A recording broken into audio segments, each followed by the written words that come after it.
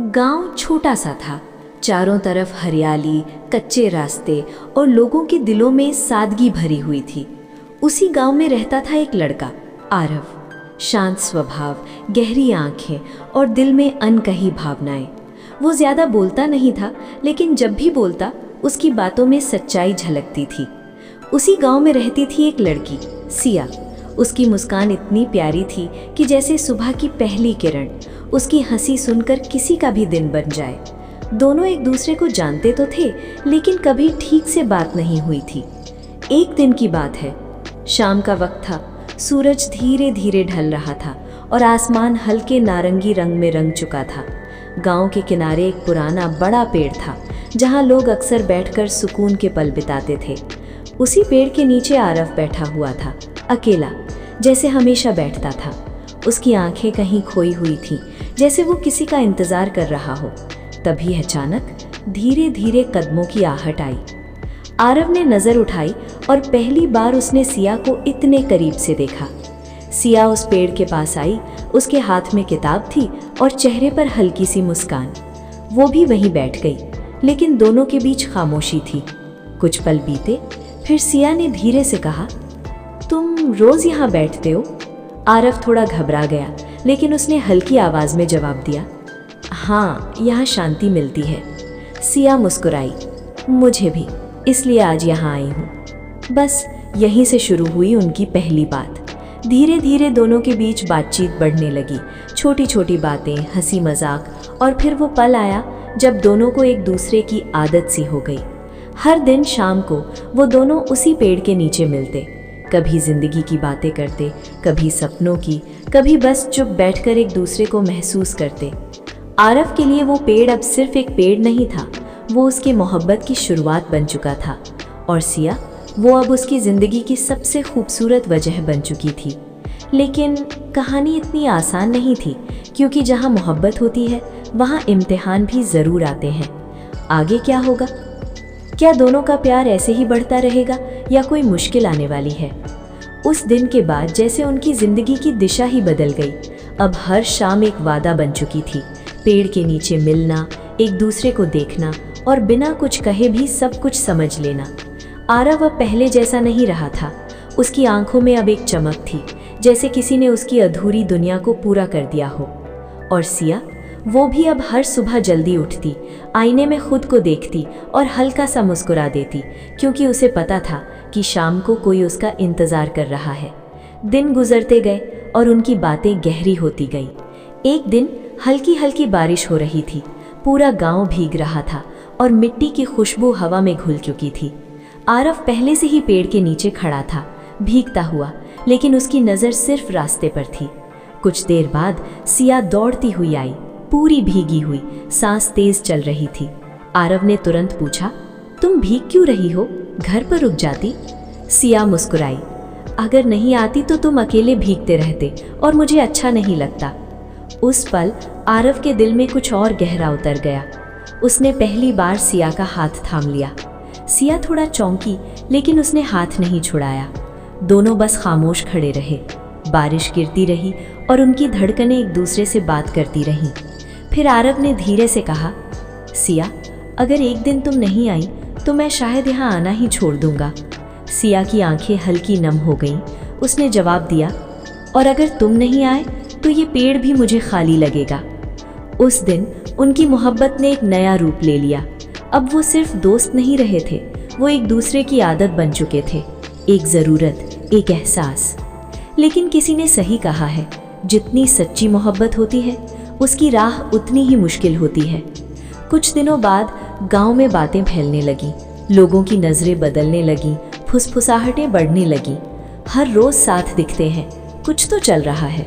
ये बातें धीरे धीरे सिया के घर तक पहुंच गईं। एक शाम जब सिया घर लौटी, उसके पिता दरवाजे पर खड़े थे। चेहरे पर गुस्सा साफ दिख रहा था। उन्होंने सख्त आवाज़ में पूछा, कहाँ से आ रही हो? सिया घबरा गई, उसकी आवाज़ कांप गई। वो बस ऐसे ही बाहर गई थी। पिता ने जोर से कहा, झूठ मत बोलो, पूरे गांव में बातें हो रही हैं तुम्हारे और उस लड़के के बारे में। सिया की आंखों में आंसू आ गए। उसने कुछ कहना चाहा, लेकिन शब्द गले में ही अटक गए।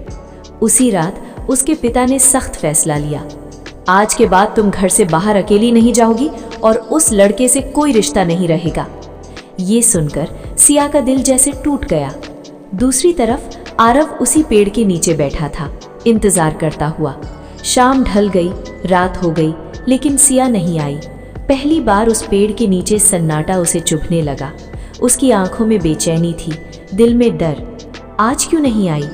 वो पूरी रात वहीं बैठा रहा, लेकिन सिया नहीं आई और शायद अब सब कुछ बदलने वाला था। क्या आरव और सिया फिर मिल पाएंगे? क्या समाज और परिवार उनकी मोहब्बत को तोड़ देगा?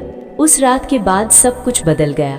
जिस पेड़ के नीचे कभी हंसी गूंजती थी, वहां अब सन्नाटा बसने लगा था। आरव हर रोज आता, उसी जगह बैठता, उसी रास्ते को देखता जहां से सिया आती थी, लेकिन अब वो रास्ता खाली रहता। दिन बीतते गए, 1 दिन, 2 दिन, फिर पूरा हफ्ता। सिया नहीं आई। आरव की आंखों के नीचे काले घेरे पड़ने लगे, नींद जैसे उससे रूठ गई थी। उसका दोस्त कबीर उससे एक दिन बोला, क्यों खुद को इतना तकलीफ दे रहा है? अगर उसे आना होता तो आ जाती। आरव ने धीमी आवाज में कहा, तुम नहीं समझोगे कबीर, वो आए बिना नहीं रह सकती, जरूर कोई मजबूरी है। उधर सिया भी कम परेशान नहीं थी। घर में सख्त पाबंदी थी, फोन तक छीन लिया गया था। खिड़की से बाहर झांकना भी जैसे गुनाह हो गया था।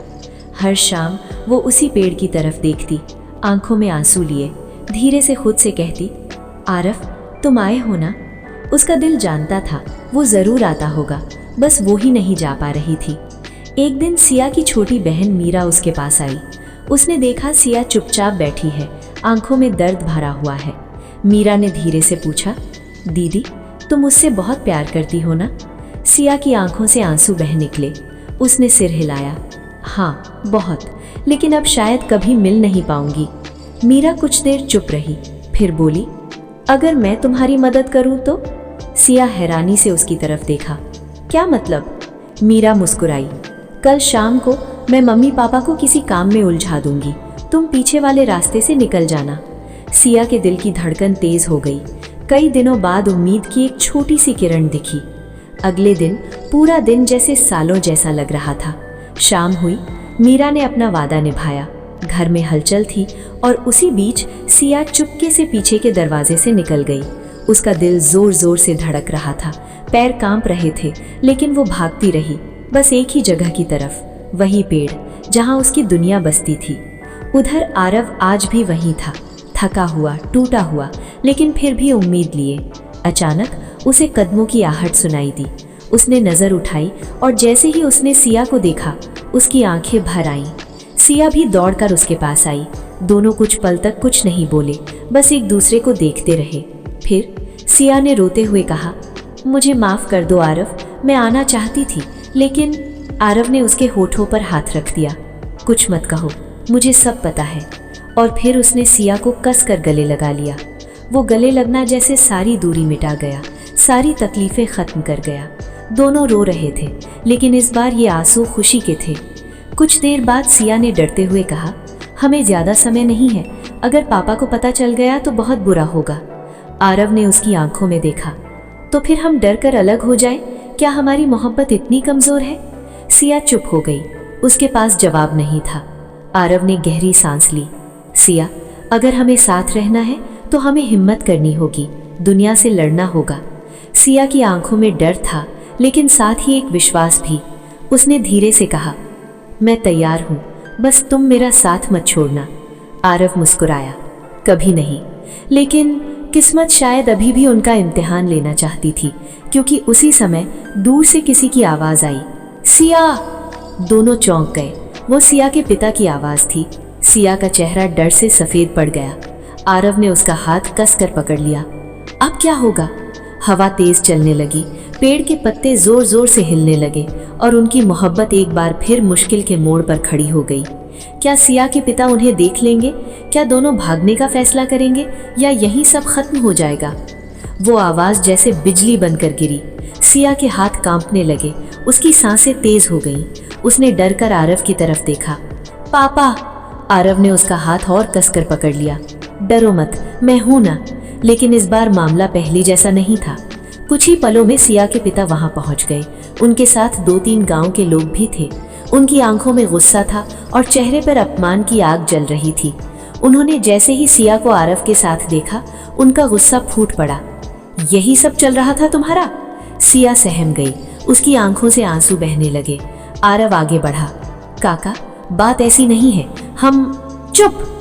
उन्होंने जोर से चिल्लाया। तुम जैसे लड़कों की वजह से ही लड़कियां बदनाम होती हैं। आरव का दिल ये सुनकर टूट गया, लेकिन उसने हिम्मत नहीं हारी। मैं सिया से प्यार करता हूँ और उससे शादी करना चाहता हूँ। ये सुनते ही चारों तरफ सन्नाटा छा गया। गांव वाले एक दूसरे को देखने लगे। सिया के पिता की आंखें और लाल हो गई। तुम्हारी औकात क्या है? हमारे बराबर खड़े होने की भी नहीं और शादी की बात करता है। ये शब्द आरव के दिल में तीर की तरह लगे, लेकिन इस बार वो चुप नहीं रहा। उसने पूरे आत्मविश्वास से कहा, औकात इंसान की मेहनत से बनती है और मैं साबित कर सकता